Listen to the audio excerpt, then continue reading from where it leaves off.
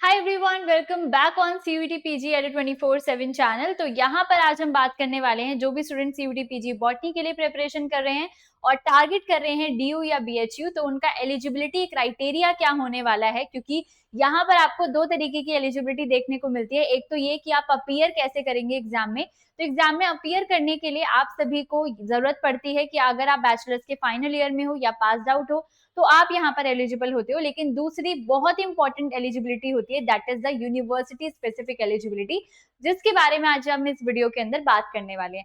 तो जल्दी से एक बार चैनल को सब्सक्राइब कर दीजिए, वीडियो को लाइक कर दीजिए, एंड तक देखना ताकि आप सभी को एलिजिबिलिटी क्राइटेरिया प्रॉपर तरीके से समझ में आ जाए और आपके एडमिशन के कैंसिलेशन के कोई भी चांसेस ना रहे।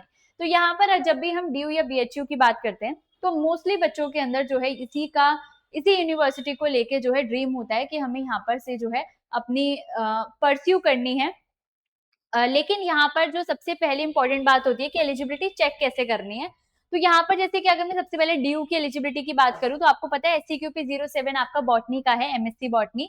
तो अगर यहाँ पर आप देखोगे तो दो तरीके की कैटेगरीज यहाँ आपको देखने को मिलेगी, C1 and C2। C1 category उनके लिए होती है जिन स्टूडेंट ने अपनी बैचलर्स किसी अदर यूनिवर्सिटी से करी है, और C2 कैटेगरी उनके लिए होती है जिन्होंने अपनी बैचलर्स यूनिवर्सिटी ऑफ दिल्ली से करी है। तो दोनों की एलिजिबिलिटी यहाँ पर मेंशन है।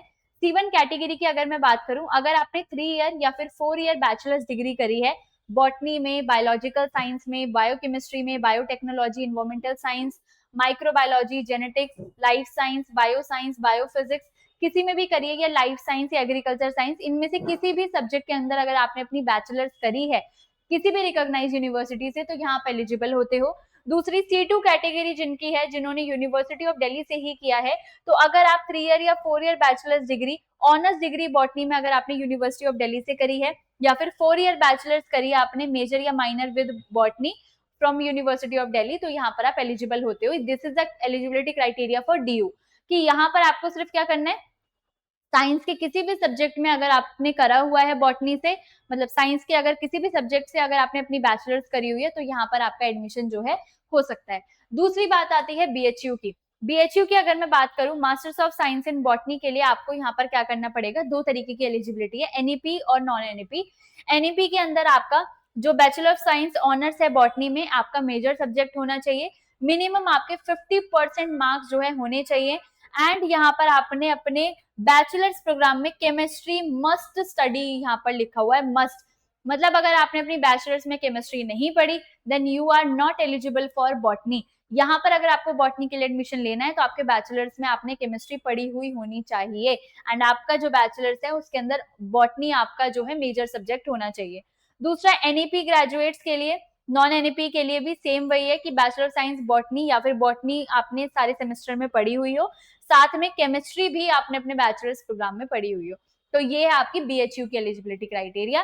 तो बीएचयू के कई सारे सब्जेक्ट्स के अंदर ऐसे मस्ट स्पेसिफिक कोई ना कोई सब्जेक्ट मेंशन है, जैसे जुओलॉजी में भी आपका केमिस्ट्री मस्ट किया हुआ है, बॉटनी में भी केमिस्ट्री मस्ट किया हुआ है। तो यहाँ पर आप किसी भी यूनिवर्सिटी में अगर अप्लाई करने चाह रहे हो या फिर आप उस यूनिवर्सिटी को टारगेट कर रहे हो, तो आपको उसकी एलिजिबिलिटी पता होनी चाहिए।